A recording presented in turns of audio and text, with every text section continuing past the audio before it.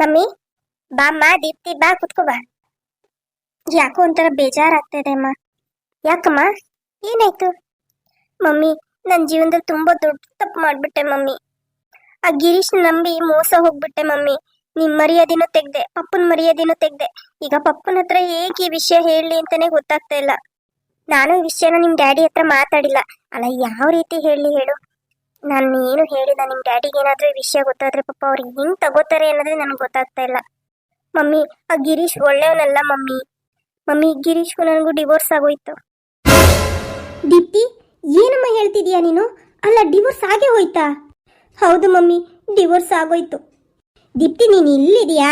ನಾನು ನಿನ್ನ ರೂಮಲ್ಲಿ, ಹಾಲಲ್ಲಿ, ಅಡುಗೆ ಮನೆಯಲ್ಲಿ ಎಲ್ಲ ಕಡೆ ಹುಡ್ಕೊಂಬಂದೆ. ಯಾಕತ್ಗೆ? ಏನು ವಿಷಯ? ಏನಿಲ್ಲ, ನನಗೂ ಬೋರ್ ಆಗ್ತಾ ಇತ್ತಾ, ಹಾಗಾಗಿ ನಿನ್ನ ಜೊತೆ ಮಾತಾಡೋಣ ಅಂತ ಬಂದೆ. ಅಲ್ಲ ನೀನು ಯಾಕೆ ಈ ಥರ ಇದೆಯಾ? ಅಲ್ಲ ನೀವೇನೋ ಮಾತಾಡ್ತಿದ್ರಿ ಅನ್ಸುತ್ತೆ. ನಾನು ಮಧ್ಯದಲ್ಲಿ ಬಂದು ಡಿಸ್ಟರ್ಬ್ ಆಯ್ತೇನೋ. ನಾನು ಆಮೇಲೆ ಬರ್ತೀನಿ ಬಿಡಿ. ಛೆ ಆ ಥರ ಏನಿಲ್ಲಮ್ಮ ಗೀತಾ. ಬಾ, ನೀನೇನು ಹೊರಗ್ನೋಳ? ನೀನು ನಮ್ಮನೆಯವಳೆ ತಾನೇ? ಹಾಗೇನಿಲ್ಲ ಅದಕ್ಕೆ. ನಿಮಗೆ ಗೊತ್ತಿಲ್ಲದಿರೋ ವಿಷಯ ಏನಿದೆ ಹೇಳಿ. ಸರಿ, ಇವಾಗ ಮುಂದೆ ಏನು ಮಾಡಬೇಕು ಅಂತ ಇದೆಯಾ? ಮಮ್ಮಿ ಹೇಗಿದ್ರು ಫ್ಯಾಷನ್ ಡಿಸೈನಿಂಗ್ ಕೋರ್ಸ್ ಕಲಿತಾ ಇದ್ದೀನಿ, ಅದರಲ್ಲೇ ಮುಂದುವರ್ಕೋತೀನಿ. ಹಾಗೆ ನಾನು ಬೇರೆ ಮನೆ ಮಾಡ್ಕೊಂಡು ಹೋಗೋಣ ಅಂತ ಇದ್ದೀನಿ. ನನಗಿಲ್ಲಿ ಜಾಸ್ತಿ ದಿನ ಇರೋಕ್ಕಾಗಲ್ಲ. ದೀಪ್ತಿ ಯಾಕೆ ಈ ಥರ ಮಾತಾಡ್ತಾ ಇದೀಯಾ? ನೋಡು, ನೀನು ಈ ಮನೆಯಲ್ಲಿದ್ದರೆ ನಮ್ಗೆ ಯಾರಿಗೂ ತೊಂದರೆ ಇಲ್ಲ. ನೀನು ಎಲ್ಲೋ ಹೋಗಿ ಒಬ್ಬಳೇ ಜೀವನ ಮಾಡೋ ಅಂತ ಹಣೆ ಬರ ನಿನ್ಗೇನಿದೆ? ನಾವೆಲ್ಲ ಇಲ್ವಾ? ಅದು ಹಾಗಲ್ಲ ಅದಕ್ಕೆ. ದೀಪ್ತಿ ನೀ ಈ ಥರ ಯೋಚನೆ ಮಾಡ್ತೀಯ ಅಂತ ನಾವು ಅನ್ಕೊಂಡಿರ್ಲಿಲ್ಲ ಬಿಡು. ಮಾವ ಬನ್ನಿ ಮಾವ. ಏನಮ್ಮ ದೀಪ್ತಿ ಏನೋ ಹೇಳ್ತಾ ಇದ್ದಲ್ಲ, ಹೇಳು. ಅದು ಪಪ್ಪ, ಅದು ಏನಿಲ್ಲ ಪಪ್ಪ, ಮಮ್ಮಿ ಜೊತೆ ಹಾಗೆ ಮಾತಾಡ್ತಾ ಇದ್ದೆ. ನನ್ನ ಹತ್ರನೇ ಸುಳ್ಳು ಹೇಳ್ತೀರಾ? ಅಲ್ಲ ಇನ್ನ ಎಷ್ಟು ದಿನ ವಿಷಯ ಮುಚ್ಚಿಡ್ಬೇಕು ಅಂತ ಇದ್ದೀರಾ? ಪಪ್ಪ ಯಾವ ವಿಷಯ ಪಪ್ಪ? ಹಾಗೇನಿಲ್ಲ. ನೋಡಮ್ಮ ದೀಪ್ತಿ, ನೀನು ಯಾವತ್ತಿ ಮನೆಗೆ ಬಂದಿಯೋ ಅವತ್ತೇ ಏನೋ ಸಮಥಿಂಗ್ ಇಸ್ ರಾಂಗ್ ಅಂತ ನನ್ಗೆ ಅನ್ನಿಸ್ತು.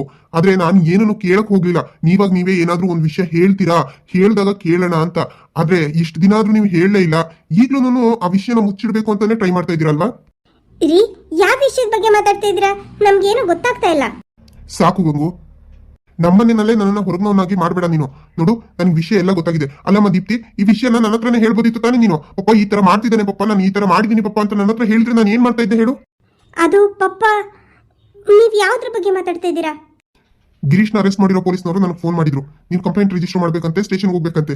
ಅಲ್ಲಮ್ಮ, ಈ ವಿಷಯ ಎಲ್ಲ ನನ್ನಿಂದ ಮುಚ್ಚಿಡಂತದ್ದು ಏನಾಗಿತ್ತು? ಅಲ್ಲ ನನ್ನ ಮೊಮ್ಮಗಳು ಸ್ವೀಟಿನ ಕಿಡ್ನಾಪ್ ಮಾಡಿದ್ದಾರೆ ಅಂತಂದ್ರೆ ಆ ವಿಷಯ ನನ್ನ ಗಮನಕ್ಕೆ ಬಂದಿಲ್ಲ ಅಂತಂದ್ರೆ ನನಗೆ ನಿಜವಾಗ್ಲೂ ಬೇಜಾರಾಯ್ತಮ್ಮ. ರೀ, ಹಾಗಿದ್ರೆ ನಿಮ್ಗೆ ವಿಷಯ ಎಲ್ಲ ಗೊತ್ತಾಯ್ತಾ? ವಿಷಯ ಎಲ್ಲ ಗೊತ್ತಾಯ್ತು. ಅಲ್ಲಮ್ಮ ಗೀತಾ, ನೀನಾದ್ರೂ ಒಂದ್ ಮಾತು ಹೇಳ್ಬೇಕಾನೆ. ಆದಿತ್ಯನೂ ಹೇಳಿದ, ನೀವ್ ಯಾರು ನನ್ನ ಹತ್ರ ಒಂದು ವಿಷಯನೂ ಹೇಳಿಲ್ವಲ್ಲ, ಯಾಕೆ ಈ ತರ ಮಾಡಿದ್ರಿ? ಅದು ಪಪ್ಪ, ನಿಮ್ಗೆ ಹೆಲ್ತ್ ಇಶ್ಯೂಸ್ ಇರೋದ್ರಿಂದ ಏನಾದ್ರೂ ತೊಂದರೆ ಆಗ್ಬಿಟ್ರೆ ಅನ್ನೋ ಭಯಕ್ಕೆ ನಾವು ಏನು ಹೇಳಲಿಲ್ಲ ಪಪ್ಪ. ಏನೋ ಒಂದ್ ರೀಸನ್ ಹೇಳ್ತಾ ಇದೀರಾ, ಹೋಗ್ಲಿ ಬಿಡಿ, ಪರವಾಗಿಲ್ಲ. ಇದೇ ಫಸ್ಟ್, ಇದೇ ಲಾಸ್ಟ್. ಇನ್ನೊಂದ್ಸರಿ ಏನಾದ್ರೂ ಈ ತರ ನನ್ನಿಂದ ಮುಚ್ಚುಮರೆ ಮಾಡಕ್ ಹೋದ್ರೆ ನಾನ್ ಮಾತ್ರ ಯಾರನ್ನೂ ಸುಮ್ಮನೆ ಬಿಡೋದಿಲ್ಲ. ಅಲ್ಲ, ನಮ್ಮ ಮನೆಯಲ್ಲಿ ನಡೆಯೋ ವಿಷಯಗಳು ನನಗ್ ಗೊತ್ತಾಗಲ್ಲ ಅಂತ ಅಂದ್ರೆ ನಿಜವಾಗ್ಲೂ ನನ್ಗೆ ತುಂಬಾ ಬೇಜಾರಾಯ್ತು. ಎಲ್ಲಿ ನನ್ನ ಮಗಳು ಸ್ವೀಟಿ ಸ್ಕೂಲ್ಗೆ ಹೋದ್ಲು ಪಪ್ಪ. ನೋಡಮ್ಮ ದೀಪ್ತಿ, ಈಗೇನೋ ಕಂಪ್ಲೇಂಟ್ ರಿಜಿಸ್ಟರ್ ಮಾಡ್ಬೇಕಂತೆ. ಬಾ, ಅವನ ಮೇಲೆ ಕಂಪ್ಲೇಂಟ್ ಕೊಟ್ಟು ಸರಿಯಾಗಿ ಬೆಂಡೆತ್ಸೋಣ ಅವನ್ನ.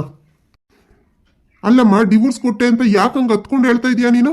ಅಂತ ನನ್ನ ಮಕ್ಳ ಜೊತೆ ಜೀವನ ಮಾಡೋ ಅಂತ ಹಣೆ ಬರ ನಿನ್ಗೇನಮ್ಮ ಇರೋದು?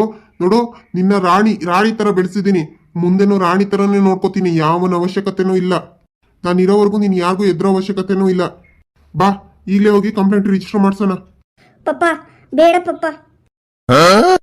ಯಾಕಮ್ಮ, ಯಾಕೆ ಬೇಡ ಅಂತ ಹೇಳ್ತಾ ಇದೀಯಾ? ಅವ್ನು ಮಾಡಿರೋ ಕರ್ಮಕ್ಕೆ ಆ ದೇವರೇ ಅವನಿಗೆ ಶಿಕ್ಷೆ ಕೊಟ್ಟಿದ್ದಾರೆ. ಅವನು ಜೈಲಲ್ಲಿದ್ದು ಬೆಚ್ಚಗಿರೋದ್ಕಿಂತ ಹೊರಗಡೆ ಬಂದು ಬೀದಿಲಿರೋದೇ ಒಳ್ಳೇದು ಅಂತ ನನ್ಗನ್ನಿಸ್ತಾ ಇದೆ ಡ್ಯಾಡಿ. ಏನಮ್ಮ ಹೇಳ್ತಾ ಇದೀಯಾ? ಹೌದು ಡ್ಯಾಡಿ, ಅವನು ಸದ್ಯದಲ್ಲೇ ಬೀದಿ ಪಾಲಾಗ್ತಾನೆ, ನೋಡೋರಂತೆ. ಸುಮ್ಮನಿರಿ. ಈಗ ಅವರು ಸ್ಟೇಷನ್ಗೆ ಕಾಲ್ ಮಾಡಿ ಹೇಳಿ ಅವನನ್ನ ಬಿಟ್ಬಿಡಿ ಅಂತ ಹೇಳಿ. ಅಲ್ಲಮ್ಮ, ಏನಮ್ಮ ಮಾತಾಡ್ತಾ ಇದೀಯ ನೀನು? ತಪ್ಪು ಮಾಡಿದ್ರೆ ಶಿಕ್ಷೆ ಆಗೋದು ಬೇಡವಾ? ಶಿಕ್ಷೆ ದೇವರೇ ಕೊಡ್ತಿದ್ದಾನೆ ಡ್ಯಾಡಿ, ನೀವೇನು ಕೊಡೋ ಅವಶ್ಯಕತೆನೇ ಇಲ್ಲ. ಸುಮ್ಮನೆ ಹಾಗೆ ನೋಡ್ತಾ ಇರಿ, ಅವ್ರವ್ರು ಮಾಡಿರೋ ಕರ್ಮಕ್ಕೆ ಅವ್ರವ್ರು ಅನುಭವಿಸ್ತಾರೆ. ಸರಿನಮ್ಮ, ಆಯ್ತು. ನಾನು ನಿನ್ ಜಾಸ್ತಿ ಬಲವಂತ ಮಾಡಲ್ಲ. ನೋಡು, ಇನ್ನೊಂದ್ಸರಿ ಏನಾದ್ರೂ ನಿನಗೆ ಸಮಸ್ಯೆ ಬಂದ್ರೆ ಮೊದಲು ನನ್ನ ಹತ್ರ ಹೇಳು. ಆಮೇಲಿಂದ ಮಿಕ್ಕಿದ್ದು ನಿನ್ಗೆ ಏನ್ ಅನ್ಸುತ್ತೋ ಅದನ್ನ ಮಾಡ್ಕೊಳ್ವಂತೆ. ಸರಿ ಡ್ಯಾಡಿ, ಆಯ್ತು. ನಿಮ್ಮ ಡ್ಯಾಡಿ ಹತ್ರ ಹೆಂಗೆ ಹೇಳ್ಬೇಕು ಅಂತ ಯೋಚನೆ ಮಾಡ್ತಾ ಇದ್ದೆ. ಹೆಂಗೋ ಆ ಪೊಲೀಸ್ನವರೇ ಫೋನ್ ಮಾಡಿ ವಿಷಯ ಎಲ್ಲ ಮುಟ್ಸಿದ್ದಾರೆ. ಒಳ್ಳೇದಾಯ್ತು ಬಿಡು. ಇನ್ನೂ ಯಾಕೆ ಮುಖ ಈ ಥರ ಇಟ್ಕೊಂಡಿದ್ಯಾ? ನೋಡು, ಎಲ್ಲನೂ ಮರೆತು ಹೊಸ ಜೀವನ ಶುರು ಮಾಡು. ಹೌದು ದೀಪ್ತಿ, ಹೋಗಿ ರೆಡಿಯಾಗಿ ನಿಂದು ಕೋರ್ಸ್ ಇದೆಯಲ್ಲ ಅದನ್ನು ಮುಗಿಸ್ಕೊಂಡು ಬರೋವು. ಸ್ವೀಟಿನ ಕರ್ಕೊಂಡು ಹೋಗೋದಕ್ಕೆ ಕರ್ಕೊಂಬರೋದಕ್ಕೆ ಇವರೇ ಒಬ್ಬರು ಡ್ರೈವರ್ನ ಅಪಾಯಿಂಟ್ ಮಾಡಿದ್ದಾರೆ. ನೀನೇನು ಯೋಚನೆ ಮಾಡ್ಕೋಬೇಡ. ಬೆಳಿಗ್ಗೆ ಸಾಯಂಕಾಲ 2 ಟೈಮು ಅವರೇ ಕರ್ಕೊಂಡು ಹೋಗ್ಬಿಡ್ತಾರೆ, ಅವರೇ ಕರ್ಕೊಂಬರ್ತಾರೆ. ಹೌದು ದೀಪ್ತಿ, ನೀನೇನು ಯೋಚನೆ ಮಾಡಬೇಡ. ನಿನ್ನ ಮಗಳನ್ನ ನೋಡ್ಕೊಳ್ಳೋದಕ್ಕೆ ನಾವೆಲ್ಲರೂ ಇದ್ದೀವಿ. ನೀನು ಏನು ಮಾಡ್ತೀಯೋ ಮಾಡು. ನಿಮ್ಗೆ ಫುಲ್ ಸಪೋರ್ಟ್ ಕೊಡೋದೇ ನಮ್ಮ ಕೆಲಸ. ಆ ಗಿರೀಶ್ ನಿಮ್ಗೇನು ಮಾಡೋಕ್ಕಾಗಲ್ಲ. ಸರಿ ಮಮ್ಮಿ, ಆಯಿತು. ಅತ್ತೆ, ಲಾಸ್ಟ್ ವೀಕೆ ಮಂತ್ಲಿ ಚೆಕಪ್ಗೆ ಹೋಗ್ಬೇಕಾಗಿತ್ತು, ಹೋಗೋಕ್ಕಾಗೇ ಇಲ್ಲ ಅತ್ತೆ. ಅದು ಇದು ಅಂತ ಯೋಚನೆ ಮಾಡಿಕೊಂಡು ಇವತ್ತು ಹೋಗೋಣ ಅಂತ ಅಂದ್ಕೊಂಡಿದ್ದೀನಿ. ನೀವು ನನ್ನ ಜೊತೆ ಬರ್ತೀರಾ? ಹೌದಾ, ಮೊದಲೇ ಹೇಳಬೇಕಲ್ವೇನಮ್ಮ. ನೋಡು, ಇನ್ನೊಂದ್ಸರಿ ಈ ಥರ ನೆಗ್ಲೆಕ್ಟ್ ಮಾಡೋಕ್ಕೆ ಹೋಗಬೇಡ. ಚೆಕಪ್ಪು, ಸ್ಕ್ಯಾನಿಂಗು ಏನೇ ಇದ್ರೂ ಕರೆಕ್ಟಾಗಿ ಇನ್ ಟೈಮಿಗೆ ಮಾಡಿಸ್ಬೇಕು. ಅಂದರೆ ಈ ಟೈಮಲ್ಲಿ ಸ್ವಲ್ಪ BP ಹೆಚ್ಚು ಕಮ್ಮಿ ಆಗ್ತಾ ಇರುತ್ತೆ. ಕೆಲವ್ರಿಗೆ ಶುಗರ್ ಬರೋದು ಇದೆ, ಡಯಾಬಿಟಿಸ್ ಬರುತ್ತೆ, ತುಂಬ ಪ್ರಾಬ್ಲಮ್ಸ್ ಆಗುತ್ತೆ. ಈ ಟೈಮಲ್ಲಿ ತುಂಬ ಕೇರಿಂದ ಇರಬೇಕಮ್ಮ. ಡಾಕ್ಟರ್ ಕೊಡೋ ಟ್ಯಾಬ್ಲೆಟ್ಸ್ ಎಲ್ಲ ಕರೆಕ್ಟಾಗಿ ತಗೋಬೇಕು. ಟೈಮ್ ಟು ಟೈಮ್ ಊಟ ಮಾಡಬೇಕು, ತಿಂಡಿ ತಿನ್ನಬೇಕು. ಹಾಗೆ ಫ್ರೂಟ್ಸು, ಡ್ರೈ ಫ್ರೂಟ್ಸ್ಗಳೆಲ್ಲನೂ ತಿನ್ನಬೇಕು. ತುಂಬ ಹೆಲ್ದಿಯಾಗಿರೋ ಫುಡ್ನೇ ತಿನ್ನಬೇಕಮ್ಮ ಈ ಟೈಮಲ್ಲಿ. ಸರಿ ಕಣಮ್ಮ ಗೀತಾ, ಹೋಗಿ ಬೇಗ ರೆಡಿಯಾಗು. ಹಾಗೆ ಹಳೆ ರಿಪೋರ್ಟ್ಗಳೆಲ್ಲನೂ ತಗೋ. ಸ್ಕ್ಯಾನಿಂಗ್ ರಿಪೋರ್ಟ್ ಇದ್ದರೆ ಅದನ್ನು ತಗೋ. ಟ್ಯಾಬ್ಲೆಟ್ಸ್ಗಳು ಮುಗ್ದೋಗಿದೆಯಾ ನೋಡಿ ಚೆಕ್ ಮಾಡ್ಕೋ. ಟ್ಯಾಬ್ಲೆಟ್ಸ್ಗಳು ಎಷ್ಟಿದೆ, ಏನು ಎತ್ತ ಅಂತ ಎಲ್ಲ ನೋಡ್ಕೊಂಡು ಬಾ. ಇಲ್ಲ ಅತ್ತೆ, 1 ಮಂತ್ಗೆ ಎಷ್ಟಾಗುತ್ತೋ ಅಷ್ಟು ಟ್ಯಾಬ್ಲೆಟ್ಸ್ ಕೊಟ್ಟಿರ್ತಾರೆ. ಈಗ ಟ್ಯಾಬ್ಲೆಟ್ಸ್ ಖಾಲಿಯಾಗಿ 1 ವಾರ ಆಯಿತು. ಆದಿತ್ಯ ಅವ್ರಿಗೆ ಹೇಳಿದ್ರೆ ಅವರು ಕೋಪ ಮಾಡ್ಕೋತಾರೆ ಅಂತ ಹೇಳಿಬಿಟ್ಟು ನಾನು ಅವ್ರ ಹತ್ರ ಏನೂ ಹೇಳಿಲ್ಲ ಅತ್ತೆ. ಏನು ಅದಕ್ಕೆ ಹೇಳ್ತಾ ಇದ್ದೀರಾ ನೀವು? ಅಲ್ಲ, ಟೈಮ್ ಟು ಟೈಮ್ ಟ್ಯಾಬ್ಲೆಟ್ಸ್ ತಗೋಬೇಕು ಅಂತ ಗೊತ್ತಿಲ್ವಾ ನಿಮಗೆ? ಏನಕ್ಕೆ ಟ್ಯಾಬ್ಲೆಟ್ ಬಿಡೋಕ್ಕೆ ಹೋದ್ರಿ? ಹೇಳಿದ್ನಲ್ಲ ದೀಪ್ತಿ, ಅದೇ ಇಲ್ಲಿ ಸಮಸ್ಯೆಗಳಾಗಿತ್ತಲ್ಲ, ಹಾಗಾಗಿ ಅದ್ರ ಕಡೆ ಗಮನನೇ ಕೊಡೋಕೆ ಹೋಗಲಿಲ್ಲ. ಮತ್ತೆ ಆದಿತ್ಯ ಅಣ್ಣಂಗೆ ಗೊತ್ತಾದರೆ ಸುಮ್ಮನೆ ಇರ್ತಾನೆ ಅವನು? ಅಯ್ಯೋ, ಅವ್ರಿಗೆ ಗೊತ್ತಾದರೆ ಮುಗೀತು ನನ್ನ ಕತೆ.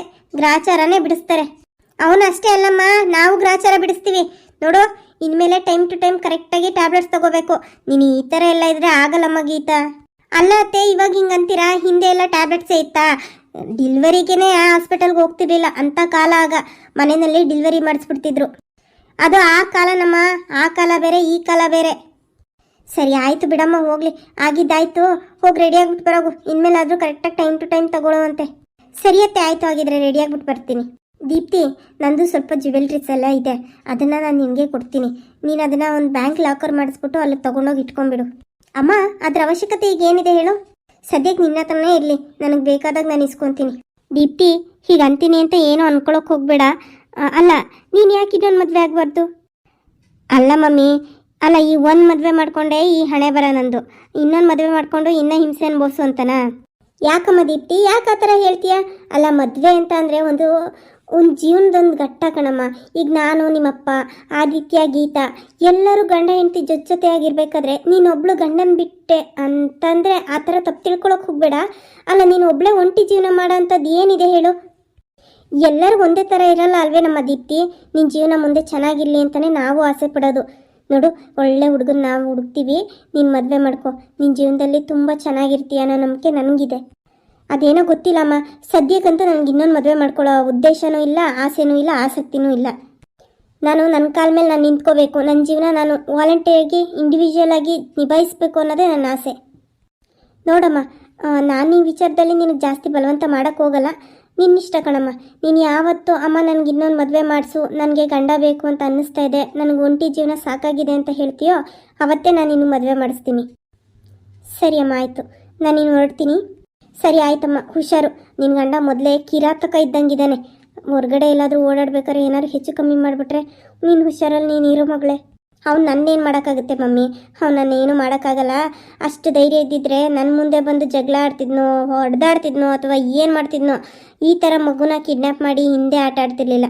ಬಿಡು, ಹೋಗಲಿ, ನೀನೇನು ಟೆನ್ಷನ್ ಮಾಡ್ಕೋಬೇಡ, ನಾನು ಆರಾಮಾಗಿರ್ತೀನಿ. ಆದರೂ ನೀನು ಹುಷಾರಲ್ಲಿ ನೀನಿರಮ್ಮ.